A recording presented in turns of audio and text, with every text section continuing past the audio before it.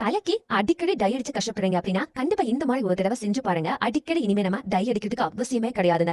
இந்த ஒண்ணு மட்டும் செஞ்சா போதும், நம்ம டை அடிக்காம சூப்பரா தப்பிச்சிடலாம். அதுவும் 100% இயற்கையான டைனா பாத்துக்கோங்களேன். இந்த ஒண்ணு மட்டும் தெரிஞ்சுன்னு வச்சுக்கோங்களேன். இனிமே நீங்க கடையில இருந்து 10 பைசா கொடுத்து டை வாங்கவே மாட்டீங்க. அவ்வளவு ஈஸியாவும் இருக்கும், அதே சமயத்துல சூப்பரான ரிசல்ட்டும் கொடுக்கும்.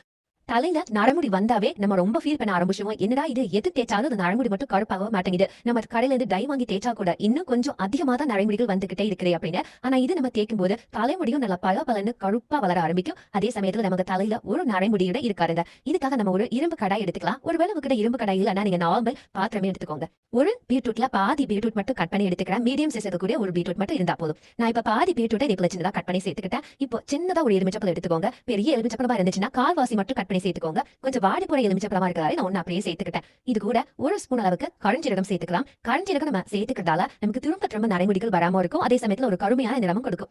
இப்போ இது கூட கொஞ்சமா, அதாவது 2 ஸ்பூன் அளவுக்கு டீ தூள் சேர்த்துக்கிறேன். எந்த டீ தூள் வேணாலும் சேர்த்துக்கலாம். உங்ககிட்ட எந்த டீ தூள் இருக்கோ அதுல 2 ஸ்பூன் அளவுக்கு சேர்த்துக்கோங்க. சேர்த்துட்டு தேவையான அளவு தண்ணி, நான் இன்னைக்கு 1 கப் அளவு தண்ணி சேர்த்துக்கிறேன். இப்போ எல்லாத்தையும் நல்லா மிக்ஸ் பண்ணிக்கிட்டியா. இப்ப இந்த தண்ணி கொதிக்க ஆரம்பிக்கும் போதே இதுல இருந்து நல்ல கலர் வர ஆரம்பிக்கும். நம்ம சேர்த்துக்கக்கூடிய இந்த பீட்ரூட், அதே போல நம்ம சேர்த்துக்கக்கூடிய இந்த டீ தூள், இதுல இருந்து கலர் நல்லா டார்க்கா வர ஆரம்பிக்கும். என்னதான் டை யூஸ் பண்ணாலும் நம்ம குளிச்ச உடனே இந்த கலர் போகத்தானே போகுது அப்படின்னு யோசிக்காதீங்க. இந்த டைக்கோட கலர் அவ்வளவு சீக்கிரம் போகவே போகாது. லோ ஃபிளேம்ல வச்சு, அதாவது குறைஞ்ச தீயில வச்சு மினிமம் ஒரு 5 நிமிஷமாவது நல்லா காய விடுங்க. அப்பதான் இந்த தண்ணியோட நிறம் இந்த அளவுக்கு நல்லா கருப்பா வர ஆரம்பிக்கும். இந்த தண்ணி இதுல ரொம்ப முக்கியமான ஒரு பகுதி. இந்த தண்ணியை நம்ம இதே போய் நல்லா கருப்பாகிற வரைக்கும் காய்ச்சி எடுக்கணும். தண்ணி நல்லா காஞ்சதுக்கு அப்புறமா ஃபேன் காத்து கீழே வச்சுக்கோங்க. இதே போல் நல்லா ஆற விட்டுக்கோங்க. ஆறோடும் போது இன்னும் தண்ணி நல்லா கருப்பாயிட்டே இருக்கும். இப்போ ஒரு வடிகட்டி எடுத்துக்கோங்க. இந்த தண்ணியை தனியா வடிச்சு எடுத்துக்கோங்க.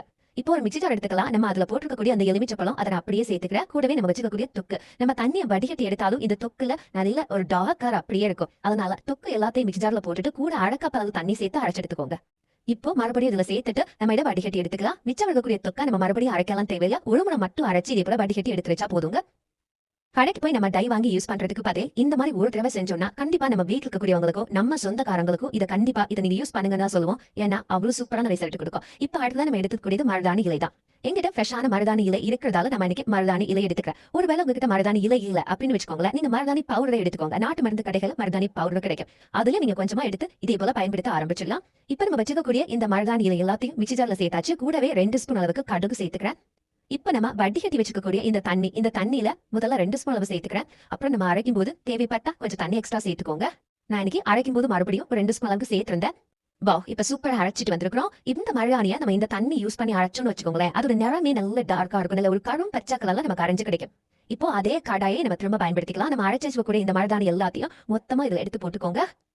உங்களுக்கு கைக்கு வைக்கணும் அப்படின்னா கூட தாராளமா நீங்க